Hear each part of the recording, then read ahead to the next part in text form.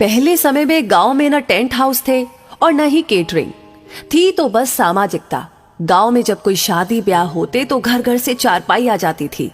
हर घर से थरिया, लोटा, कलछुल, कराही इकट्ठा हो जाता था और गांव की ही महिलाएं एकत्र होकर के खाना बना देती थी।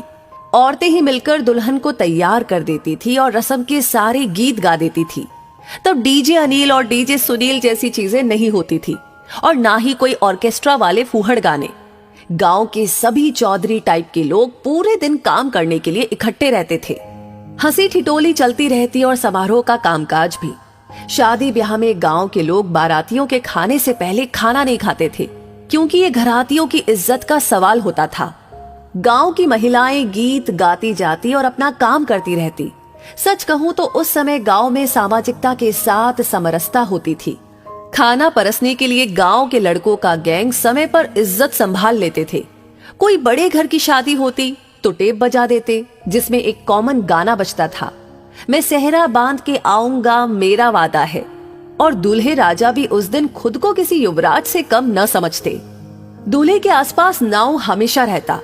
समय समय पर बाल झाड़ते रहता था कंघी से और समय समय पर काजल पाउडर भी पोत देता था ताकि दूल्हा सुंदर लगे। फिर दोबारा का चार होता। फिर शुरू होती पंडित जी की महाभारत, जो रात भर चलती रहती। फिर कोहबर होता और ये वो रस्म है जिसमें दूल्हा दुल्हन को अकेले में 2 मिनट बतियाने के लिए दिया जाता। लेकिन इतने कम समय में कोई क्या खाक बात कर पाता।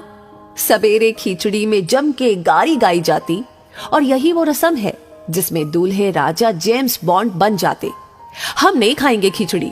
फिर उनको मनाने कन्या पक्ष के सब जगलर टाइप के लोग आते।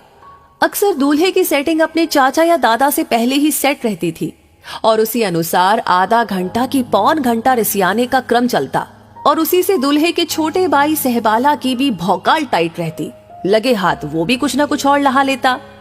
फिर एक जयघोष के साथ खिचड़ी के गोले से एक चावल का कण दूल्हे के होठों तक पहुंच जाता और एक विजयी मुस्कान के साथ वर और वधू पक्ष इसका आनंद लेते।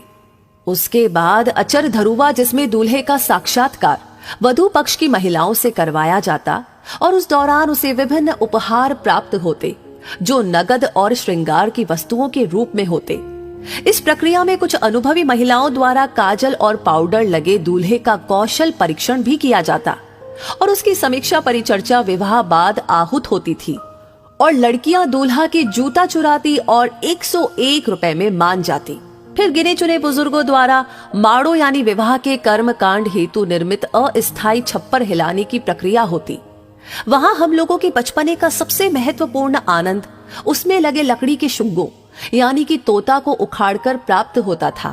और विदाई के समय नकद नारायण कड़ी कड़ी 10 रुपए की नोट, जो कहीं 20 रुपए तक होती थी, वो स्वर्गिक अनुभूति होती कि कह नहीं सकते। हालांकि विवाह में प्राप्त नगद नारायण माताजी द्वारा 8 आने से बदल दिया जाता था।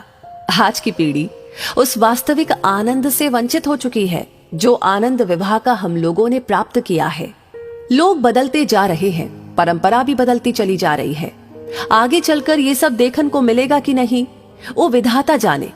लेकिन जो मजा उस समय में रहा, वो मजा अब धीरे धीरे विलुप्त हो रहा है। वैसे आप क्या कहेंगे इस बारे में? आप कितना सहमत है? आपकी क्या राय है? हमें जरूर बताएं।